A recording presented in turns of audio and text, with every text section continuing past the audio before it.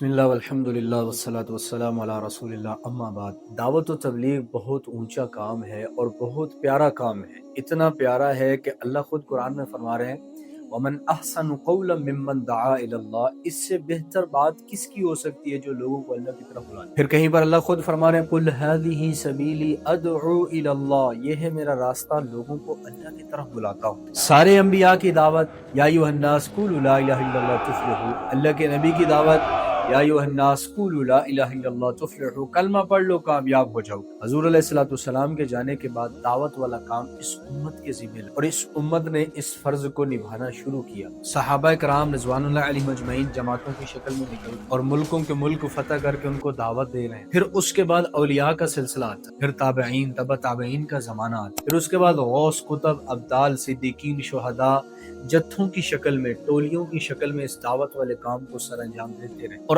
آج کے دور کے اندر دعوت و تبلیغ کے نام سے جو ایک محنت شروع ہے، یہ وہی محنت ہے جو آدم علیہ السلام سے اس کی ابتدا ہوئی۔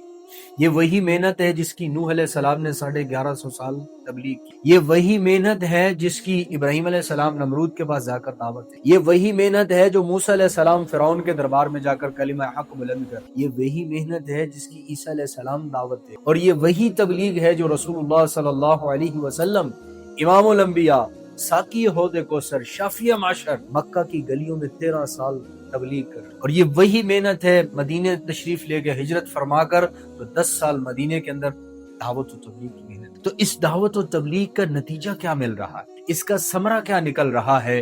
کتنے لوگ توبہ طائب ہو رہے ہیں، کتنے زانی شرابی تبلیغ کی وجہ سے توبہ طائب ہو رہے ہیں، کتنے والدین کے نافرمانی سے توبہ کر رہے ہیں، اور کتنے بچے تبلیغ میں سروزہ لگا کر مدرسے گئے، عالم بنے۔ میں خود 4 ماہ لگائے میں نے، اس کے بعد ذہن بنا، 2013 کے اندر مدرسے میں داخلہ لے لی اور 8 سالہ درس نظامی مکمل کر لی۔ ذریعہ سبب کون بنا؟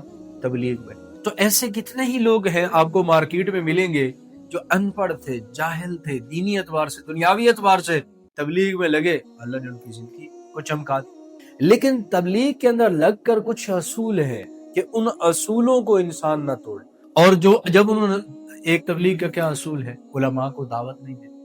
تبلیغ کا کیا اصول ہے کہ آپ نے فتویٰ نہیں دینا 4 ماہ لگا کر۔ تبلیغ کا کیا اصول ہے؟ وقت لگ جائے تو آپ نے یہ نہیں کرنا کہ میں تو مفتیان کرام علماء سے بھی افضل ہوں، اب میرا فتویٰ مانو۔ بھائی نعیم بٹ صاحب بھی انہی شخصیات میں سے ہیں، انہی لوگوں میں سے ہیں کہ جن کے لیے ہدایت کا ذریعہ اور سبب دعوت و تبلیغ جماعت بنی۔ کس فیلڈ میں تھے، کس شعبے میں تھے، وہاں سے دعوت و تبلیغ کی محنت سے اللہ نے نکالا، اب بیٹھ کے بیانات کر۔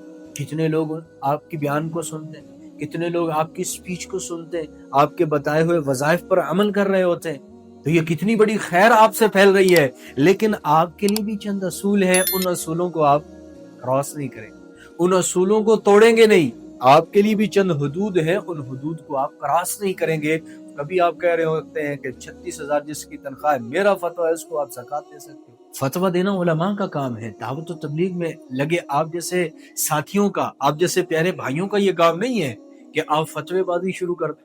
آپ کسی مفتی سے پوچھیں، رہنمائی لیں، پھر حوالہ دے کر کہیں کہ فلاں مفتی صاحب نے رہنمائی کی ہے، ان کی طرف سے یہ فتویٰ ہے، میں بھی اس کی تصدیق کر رہا ہوں کہ آپ جو ہے 36,000 آپ کی تنخواہ ہے، آپ زکوٰۃ دے سکتے ہیں۔ پہلے علماء کی رہنمائی، مفتیان کرام کی رہنمائی لیں، پھر اس کے بعد بات کریں۔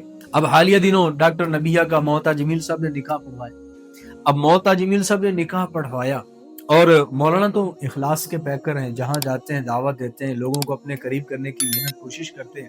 اب ڈاکٹر نبیہ بھی موتا جمیل صاحب کے گھر آئی ہیں، وہاں پر نکاح پڑھایا مولانا نے، اس کے بعد دعا کروا دی۔ اور جو طوفان بدتمیزی سوشل میڈیا پر قائم کیا گیا، الامان والحفیظ، کوئی کچھ فتوے دے رہا ہے، کوئی کچھ اسکرین شاٹ نکال کر لگا کر کوئی کچھ ٹائٹل دے رہا ہے، کوئی عنوان دے رہا ہے۔